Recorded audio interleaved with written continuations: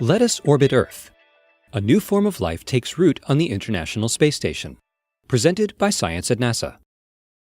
It's spring, and all around the Northern Hemisphere, gardeners are planting seeds, tilling soil, and watering crops. Imagine a gardener's surprise, however, if water from the hose, instead of hitting the soil and sinking in, floated up to the sky. Or if the soil itself rose up from the ground and fled the garden. That's exactly the kind of dilemma astronauts aboard the International Space Station have faced for years. Without gravity, how do you make your garden grow? The situation is even more confusing for plants. In a weightless environment, up and down has no meaning, so roots grow in odd, chaotic directions. Shoots that emerge from the soil in search of the sun find instead a cold, metallic lamp that never rises or sets. And needless to say, it never rains inside the space station. On April 18th, SpaceX's Falcon rocket, carrying the Dragon cargo spacecraft, blasted off from Cape Canaveral in Florida with a possible solution to these problems. We call it Veggie, says Joya Massa of NASA's Kennedy Space Center. It's a plant growth chamber designed to make gardens thrive in weightlessness. Massa, who leads the Veggie science team, has been working on the project for years. Veggie's heritage traces back decades to experiments with plants on board the Russian space station Mir and NASA's space shuttles. In all that time, NASA astronauts have never tasted homegrown food in space, but that could soon change. Our first crop will be a variety of lettuce called Outregeous, says Massa. It is delicious. Veggie solves the problems of weightlessness using plant pillows. Basically, these are bags of, quote, space dirt and slow-release fertilizer, explains Trent Smith, the Veggie project manager at Kennedy. Wicks inserted into the bag draw water into the soil where it cannot float away.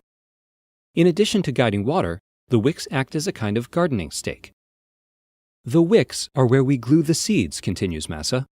We have to be very careful to orient the seeds so that roots grow down into the soil and shoots pop out of the bag.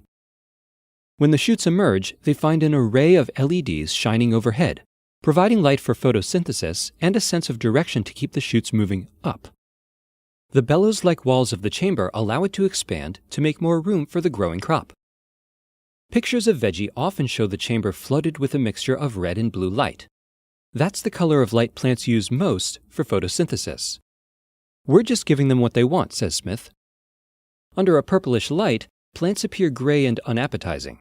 Who wants to look at that, asks Massa. Astronaut gardeners can switch on green LEDs as well. Adding that color to the red-blue mix produces white light and displays the garden to better effect. The appearance of the garden is important because, as Massa points out, gardening has psychological as well as nutritional benefits. Compared to Earth, spaceships are a relatively lifeless environment, cold, metallic, and sterile. Plants allow astronauts to form a connection to living things, she says. There could be a huge psychological benefit. Chalking up another success for commercial spaceflight, the Dragon capsule delivered Veggie to the space station on Sunday, April 20th. Massa says the first crop of Outregeous should be ready for harvesting in late May, but astronauts won't be allowed to taste test. First, we have to bring the lettuce home for analysis, she explains. Is it safe to eat? Are there any bacteria growing on the leaves? These are some of the questions we'll be looking at. If everything checks out, future crops may be eaten. Salad, anyone? For more delicious news from Earth orbit and beyond, visit science.nasa.gov.